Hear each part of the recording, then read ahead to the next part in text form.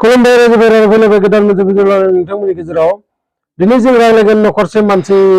जेराव माने गामियाव थायोमोन बिसा आरो गामिनि गासै सम्पत्तिफोरखौ गारनानै बै मानसिया सहराव थांनानै थाहैबाय आरो बेयावनो बिजनेस मावनानै फिसालाफोराबो देरबाय मोजां स्कुलाव फरायहोनानै बिदिनो बहुत बोसोर उनाव गथ'फोराबो देरबाय आरो सानसेखालि बिदिनो बिफाया जनानै टिभि नायबाय दंमोन आरो टिभि नायबाय थानायाव बै फिसाला सानैया खोब नांलायलायदों माने आरो नांलायलायनायनि मेन कारनानो जाबाय बै बिफानि सम्पत्तिखौ लानानै माने गामिनि हाफोरखौ सोर लागोन मा दब्लायसेखौ सोर लागोन बा न' गेदेरखौ सोर लागोन बिदि माने खानैबो खोब जुद्ध आरो बिफाया बेखौनो नायनानै खोब मिनिबाय थानानै फिसाला खानायखौबो लेंहरबाय ओरै फै नोंसोरो बेफोर बुस्थुखौ जे नुदो नोंसोरनो आङो मोनसे बुस्थु खोन्थिबावाखैसो खोब मुल्यबान बुस्थु बे बुस्थुखौ नोंसोरनो आङो गाबोन खोन्थिनो लांगोन दिनै स्रि नोंसोरो उन्दु गाबोनो फुङावनो जोङो ओंखारगोन बै बुस्थुखौ नायनो आरो बिनि उनाव नोंसोरो डिसाइड खालाम मा मोनसेखौ सोर लागोन मा दब्लायसेखौ सोर लागोन अबे न'खौ सोर लागोन गाबोन नोंसोरो डिसाइड खालाम मानोना बे बुस्थुनि दामा माने बहुद दाम इमान दामनि जिनिस नोंसोरनो आङो गाबोन खोन्थिगोन बिदि होननानै फिसाला सानैया उन्दुना थाबाय आरो बिफाजो फिसाला सानैजों फुङावनो ओंखारलांबाय बास स्टेन्डआव आरो बे बासाव गाखोनानै नुबाय जे मोननैल' सिट दं सिटआ मोननैल' दं आरो दा मानसिया जाबाय साथाम बासा खोब भिर आरो लामायाबो गोजान 50 किल'मिटारसो जागोन गामियालागि दा बिफाया फारसेखै जबाय आरो बिदा फं सानैबो सासेया दसे जलाय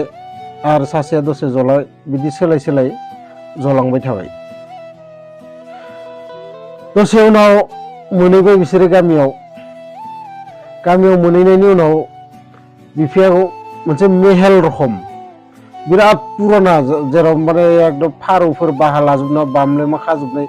बेफोरबायदि जाजोबदों एकदम न'आ नाथाय बिराद समायनामोन आरो माने नुनायाव सिनायो नाथाय दा बहुद दिन रावबो थाफैयैखाय माबायैखाय बे न'आ माने बेबायदि जालाङो दानिया बिफाया होनबाय बे न'नि थाखाय सानसेखालि आं आंनि बिदाजों नांलायलायदोंमोन नोंसोर मैया जाबायदि नांलायलायदोंमोन थिग बिदिनो आंबो सानसेखालि आंनि आदाजों बेबायदि नांलायदोंमोन बै न'नि थाखाय आरोबा आदाया बै न'खौ आंनो होनानै गावहा आमेरिकायाव ओंखारलांनायसै आरो दिनैसिम मोनसे फनबो खालामाखै खनसेबो आंखौ खबरबो लाहराखै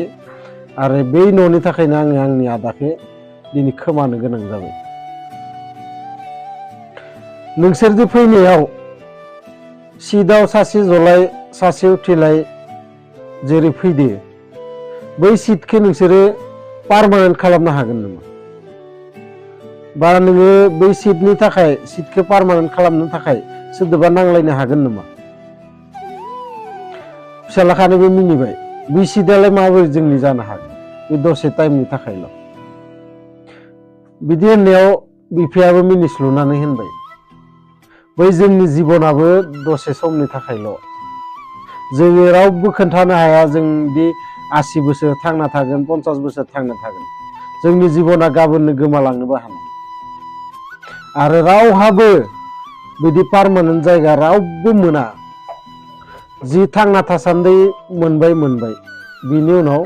आरो सोरबा बे जायगाखौ लाफैबावगोन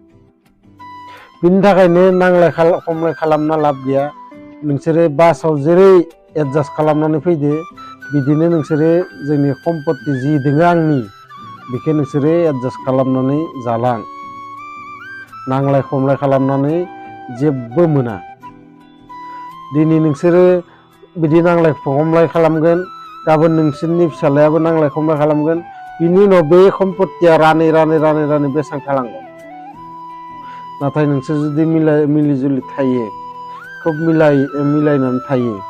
होमबा बे सम्पत्तिया एसेबां सम्पत्तियानो नोंसोरनि फिसालाफोराबो मोनगोन नोंसोरनि फिसौलाफोराबो मोनगोन एसेनोसै रायजोफोर नोंथांमोना भिडिअखौ मोजां मोनोबा लाइक शेयार कमेन्ट खालाम आरो लोगोसे नोंथांमोनावबो जुदि बेफोरबायदि स्ट'रि दोङोबाथाय आरो नोंथांमोनाबो जुदि आंनि चेनेलनि थ्रुयै खोन्थाजानो लुगैयोबाथाय आंनि इमेल आइडियाव नोंथांमोना नोंथांमोननि स्ट'रिखौ लिरहरनानै बा बुंहरनानै खोन्थाहरनो हागोन आरो लोगोसे जायफोरा आंनि चेनेलाव गोदानै फैदो बिथांमोनखौ आंनि चेनेलखौ साबस्क्राइब खालामनो थाखाय आं गुरै खावलायहरो गोजोन्थों।